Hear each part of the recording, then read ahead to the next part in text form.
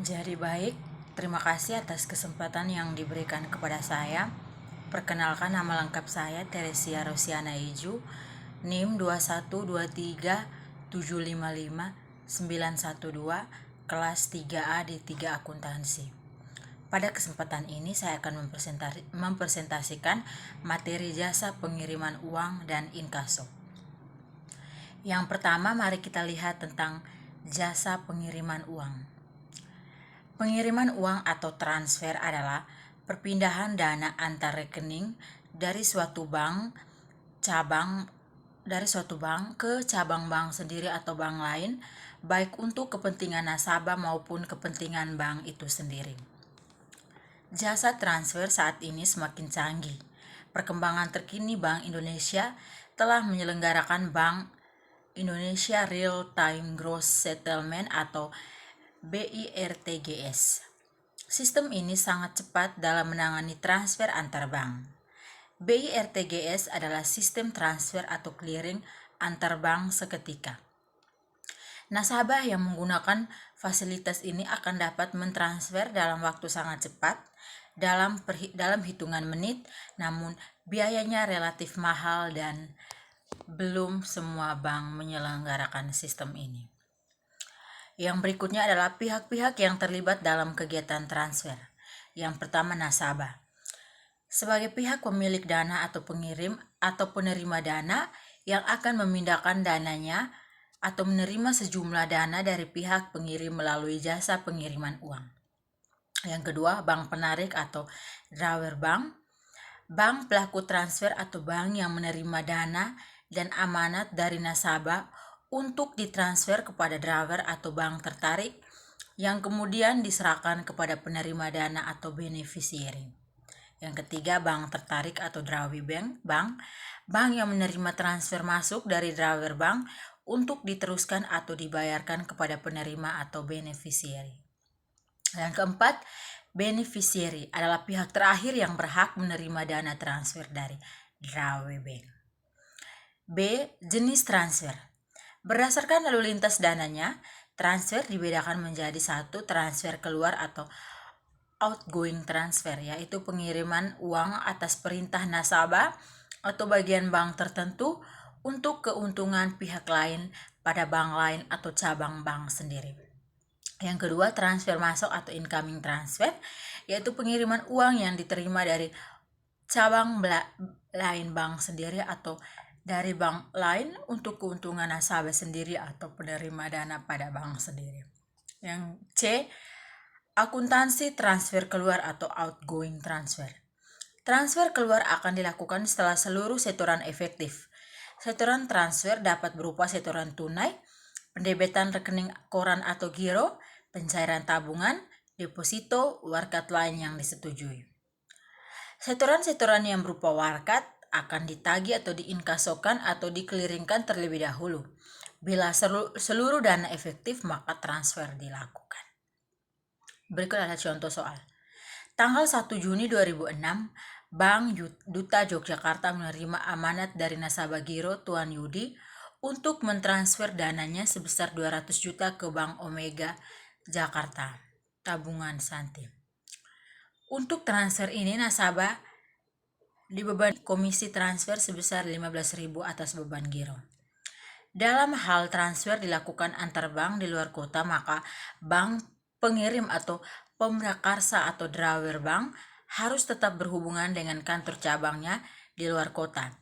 Sedangkan kantor cabang di luar kota akan berhubungan dengan bank tertuju atau drawer bank melalui clearing. Dengan berdasarkan contoh di atas, penjurnalannya adalah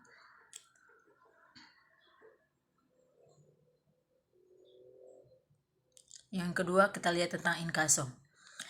Inkaso atau collection adalah jasa perbankan yang melibatkan pihak ketiga dalam rangka penyelesaian tagihan berupa warkat-warkat atau surat berharga yang tidak dapat diambil alih atau dibayarkan segera kepada si pemberi amanat untuk keuntungannya. Transaksi inkaso di sini adalah penagihan cek atau BG oleh suatu bank yang berada di suatu wilayah clearing atau kota tertentu kepada bank penerbit yang berada di wilayah clearing atau kota yang berbeda.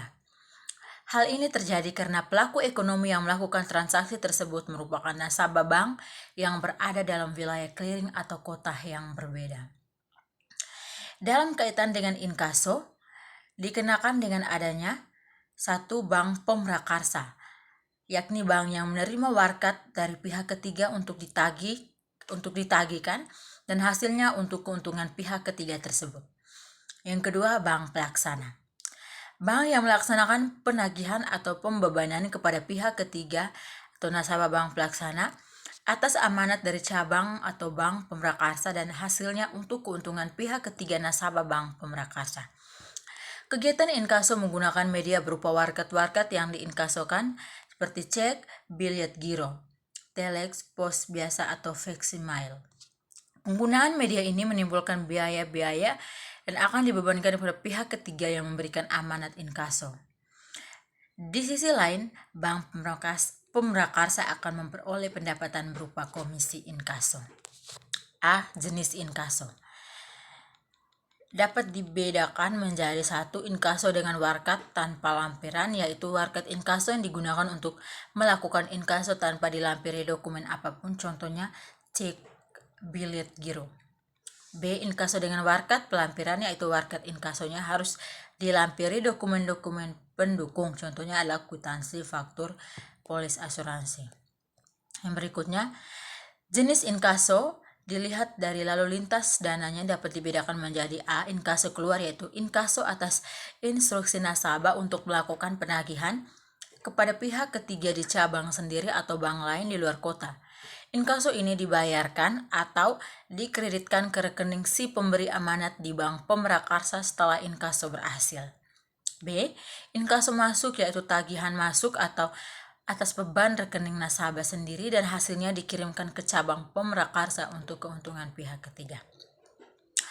Jenis inkaso dilihat dari mekanisme pelaksanaannya dapat dibedakan menjadi A. Inkaso melalui bank lain, yaitu inkaso yang dilaksanakan terhadap pihak ketiga nasabah bank lain di luar kota. Dalam hal ini, inkaso bisa dilakukan melalui cabang bank sendiri.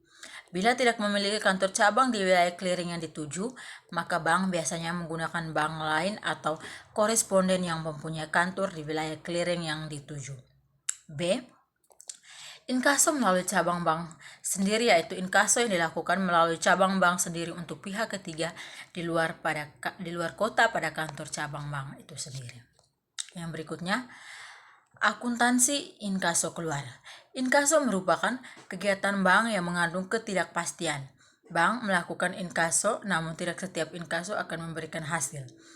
Pihak tertagih kemungkinan tidak mampu membayar tagihan, sehingga bank pelaksana tidak dapat memaksa pihak tertagih untuk membayarnya. Untuk mengetahui keberhasilan inkaso, diperlukan waktu untuk konfirmasi selama selang waktu menerima amanat untuk menagih hingga tagihan berhasil atau tidak. Transaksi ini harus dibukukan dalam rekening administratif. Pencatatan pada rekening ini menggunakan ayat junar tunggal posisi kredit. Rekening ini akan outstanding selama tenggat waktu menunggu hasil.